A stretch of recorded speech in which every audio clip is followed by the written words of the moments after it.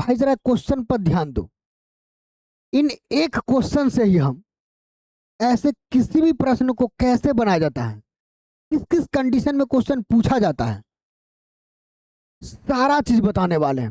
केवल एक वीडियो देख लो, आज के बाद ऐसा कोई भी क्वेश्चन पूछ दिया जाए, इनसे जो भी क्वेश्चन पूछा जाएगा आप यू देखते ही आंसर लगा दोगे। अब देखो कैसे। सबसे पहले इसमें 3 कंडीशन होते हैं, वो सब पढ़े हैं क्लास 10th में। क्या होता भाई, a1/a2 इक्वल टू b1/b2।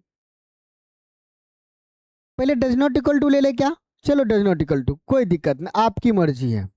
फिर a1/a2 equal to b1/b2 does not equal to c1/c2। और एक कंडीशन क्या होता है, तीनों बराबर, a1/a2 equal to b1/b2 equal to c1/c2। क्या क्या कंडीशन होते हैं। अब देखो a1/a2 does not equal to b1/b2 का क्या कंडीशन है, इसका केवल एक हल होगा, यानी कोई अद्वितीय हल नहीं होगा। क्या भाई, केवल एक हल होगा, कोई अद्वितीय हल नहीं होगा। इसको लिख सकते हैं केवल एक हल, इसी को बोलते अद्वितीय, यानी कोई दूसरा हल नहीं। ये condition a1/a2 b1/b2 does not equal to c1/c2 का क्या होता, कोई हल नहीं। आगे और कंडीशन बताएंगे भाई, और क्या क्या पूछा जाता है, टेंशन मत लो, कोई हल नहीं।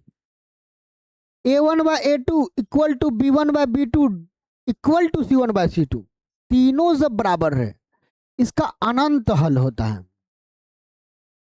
या अनंत हल या अनगिनत हल जो बोल सकते हैं। अब इससे और क्या कंडीशन पूछे जाते हैं। एक हल का मतलब क्या हुआ, रेखा एक बिंदु पर काटेगा।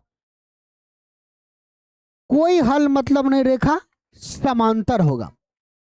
ये रेखा एक बिंदु पर काटेगा, कहीं एक जगह प्रतिच्छेदी रेखा कहते हैं। क्या बोलते हैं, एक बिंदु पर काटेगा मतलब प्रतिच्छेदी रेखा, याद रहेगा ना। कोई हल नहीं मतलब रेखा समांतर होगी, कोई हल नहीं, रेखा क्या होगा, समांतर होगी। अनंत हल का मतलब रेखा संपाती होगी, एक दूसरे पर ओवरलैप। अगर इस कंडीशन में a1/a2 b1/b2 c1/c2 इस कंडीशन का यदि ग्राफ बनाएंगे तो दोनों रेखा एक ही पर ओवरलैप कर जाएगी, इसी पर संपाती होगी। अब ये कंडीशन भी पता चलेगा, यदि बोलेगा प्रतिच्छेदी रेखा हो तो के का मान, रेखा समांतर हो तो के का मान, रेखा संपाती हो तो के का मान, ऐसा भी पूछा जा सकता है ना।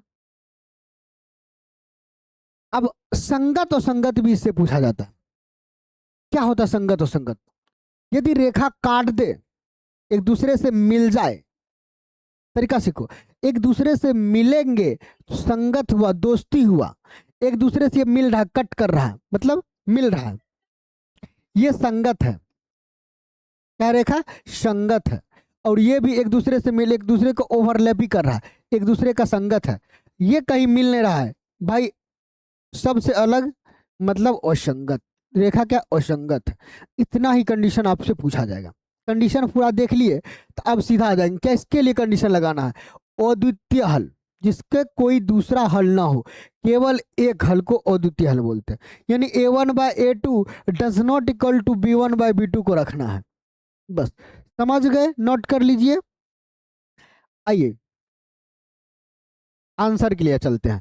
a1/2 यानी 2, a1 क्या होता है, x का कोफिशिएंट a होता है ना, यानी 2/k, x का कोफिशिएंट लिख दिए। डज नॉट इक्वल टू तो डज नॉट इक्वल टू लगा देंगे। 3/6 b1/b2 है तो यानी 3/6। अब जरा देखो भाई, 3/6 1/2 हो रहा है काटने पर, यहाँ भी 1/2 लाने के लिए के का मान क्या रखना पड़ेगा, अपने मन से सोचना, और डज नॉट इक्वल टू में रखना, क्योंकि इसके बराबर नहीं होना चाहिए। तो के का मान डज नॉट इक्वल टू किसके बराबर, 4 के बराबर। आंसर ऑप्शन नंबर 2 होगा। अब कई स्टूडेंट ये ऐसा भी कंफ्यूज कर रहा है क्या कि सर -4 भी हो सकता है क्या, नहीं, ऐसा कोई बात नहीं है। ऑप्शन नंबर क्या होगा? 2। तो आप लोग को वीडियो कैसा लगा भाई? क्या इससे सीख मिला? कि ऐसा कोई भी प्रश्न आए तो आप हल कर पाएंगे या नहीं? कमेंट्स करके बताओ। धन्यवाद।